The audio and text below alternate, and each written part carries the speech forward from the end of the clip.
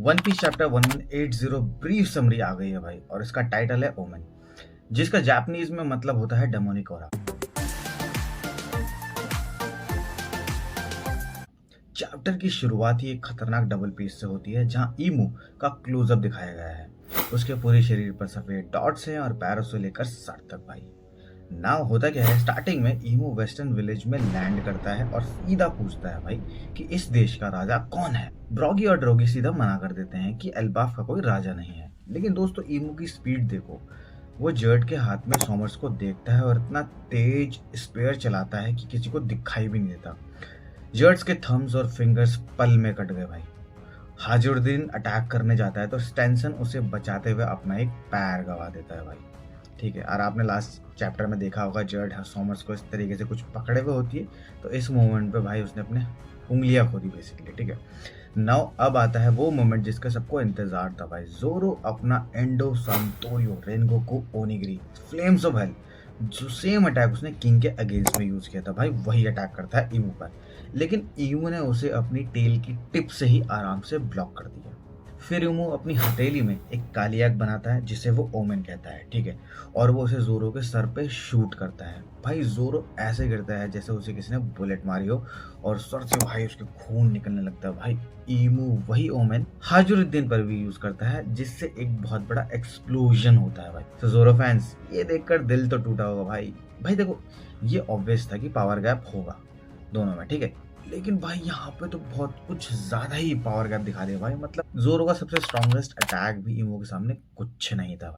Now यहाँ पर हमें कुछ और डिटेल्स देखने को मिलते हैं ईमू के बारे में। सो ईमू के पीछे जो आइज वाला रिंग था ना, वो असल में काली आग का रिंग है, यानी एक ब्लैक फ्लेम है बेसिकली। और ईमू के पीठ से ना भाई दो काले परिंदों जैसे, बिल्कुल बैट जैसे पंख निकलते हैं भाई। वो अब होता क्या है कि उसके बाद सीधा वो गंगू की तरफ उड़ते हुए जाता है, और उसकी स्पेयर्स की जो आग है ना, स्पेयर में जो आग है वो कैनन में बदल जाती है, और उस कैनन से ऐसी आग निकलती है ना भाई, जिसकी खुद के आंखें हैं और खुद का मुंह है उस फायर का भाई। अब जैसे वो गंगू के पास जा रहा होता है, ठीक है, तो सांजी ईमू पर किक मारता है, बिकॉज वो किलिंगम को भी रिवाइव करने जाने वाला होता है। लेकिन यह सबसे बड़ा रिवील होता है कि ईमू का जो साइज है ना, वो काइडो और बिग मॉम जितना बड़ा है। तो ईमू ने सांजी की किक अपने पैर के नीचे दबा दी और पलटकर ऐसी ब्लैक फ्लेम में लिपटी हुई किक मारी भाई कि एक भयंकर एक्सप्लोजन हुआ। और सांजी का क्या हुआ किसी को नहीं पता।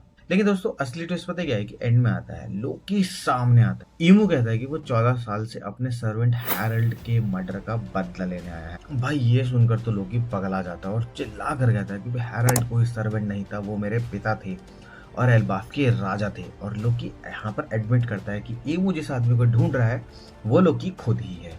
नाउ फाइनल पैनल में डबल पेज में लोकी और ईमू आमने सामने हैं।